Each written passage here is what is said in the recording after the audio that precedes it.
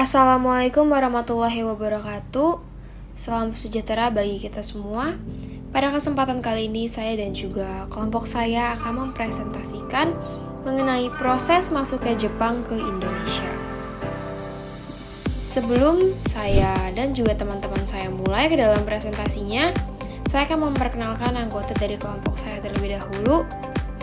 Yang pertama ada saya Alexa Putri, lalu Alia Ramadhani, Azahra Putri, Diva Kaila, Nabila Fabrin, Nathaniel Omar, dan juga Tiara Rahmadani. Selanjutnya saya akan menjelaskan sedikit alur materi yang akan kami bahas pada presentasi kali ini.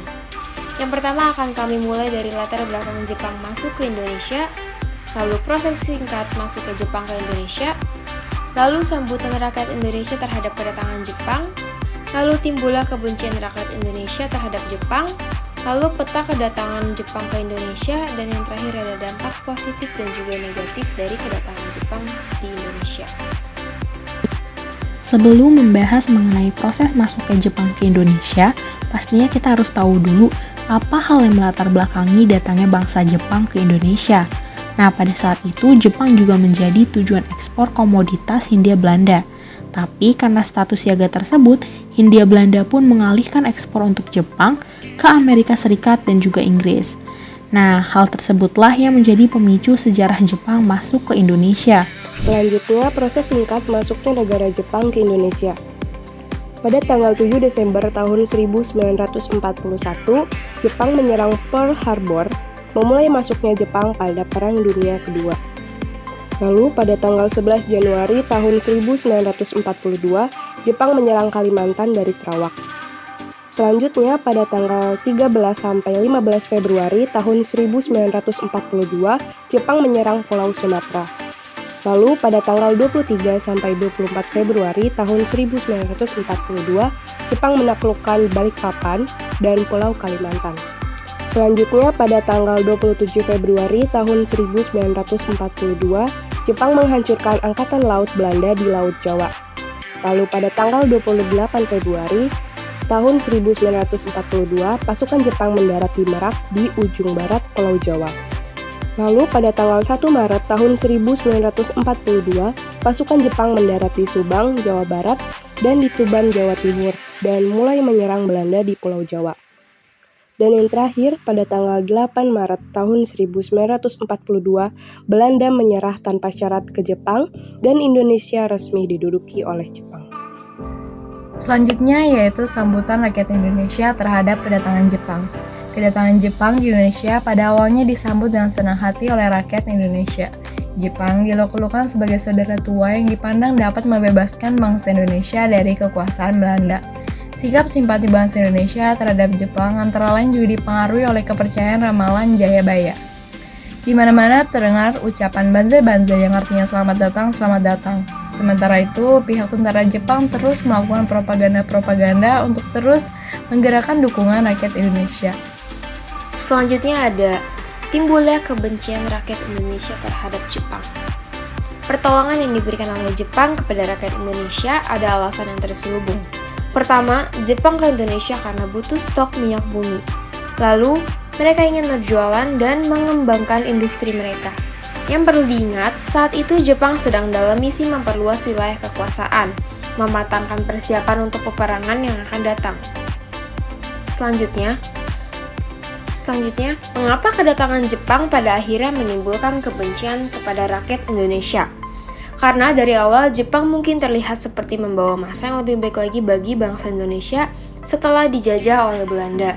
Tetapi nyatanya semakin lama perlakuan mereka mulai sewenang-wenang terhadap rakyat Indonesia dengan adanya gerakan-gerakan yang mengeksploitasi rakyat Indonesia. Gerakan-gerakan tersebut seperti gerakan Romusa atau gerakan tenaga kerja paksa, yaitu dengan mengumpulkan para laki-laki secara paksa melalui Romukyokai atau panitia yang mengumpulkan orang-orang untuk dijadikan romusa. Lalu yang kedua ada gerakan Jugun Ianfu, di mana para perempuan-perempuan Indonesia dijadikan tenaga penghibur bagi para tentara Jepang. Jugun Ianfu ini juga mengalami kekerasan seksual oleh tentara-tentara Jepang.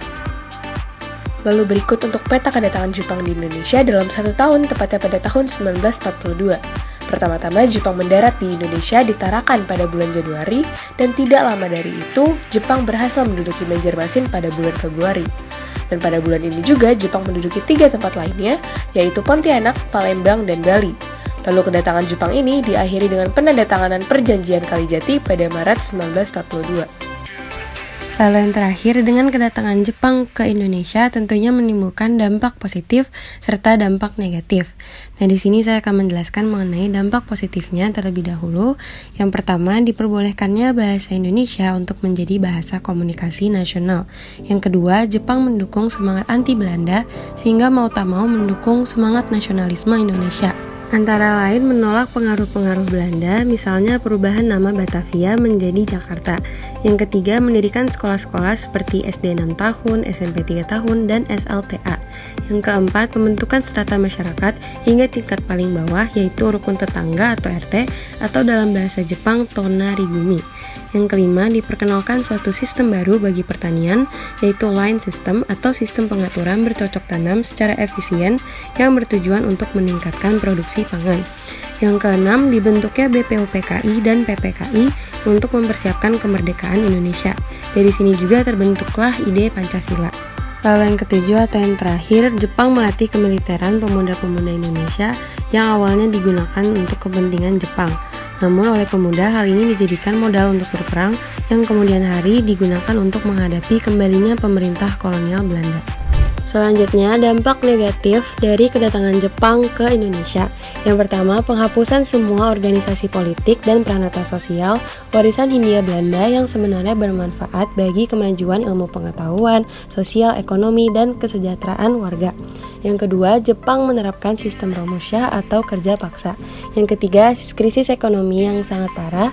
Yang keempat, akibat dari self-sufficiency atau kawasan mandiri yang menyebabkan terputusnya hubungan ekonomi antar daerah. Yang kelima, pembatasan pers sehingga tidak ada pers yang independen, semuanya di bawah pengawasan Jepang. Yang keenam, terjadinya perampokan serta banyak gadis pribumi yang diculik untuk melayani kebutuhan biologis tentara Jepang atau dalam bahasa Jepang Jugun Ianfu, dan kekacauan situasi lainnya. Yang ketujuh, pelarangan terhadap buku-buku berbahasa Belanda dan Inggris yang menyebabkan pendidikan yang lebih tinggi terasa mustahil. Yang kedelapan dan yang terakhir, banyak guru-guru yang dipekerjakan sebagai pejabat-pejabat pada masa itu yang menyebabkan kemunduran standar pendidikan secara tajam. Sekian presentasi dari kami kelompok 1. Mohon maaf apabila ada salah kata. Semoga presentasi kami bisa bermanfaat. Wassalamualaikum warahmatullahi wabarakatuh.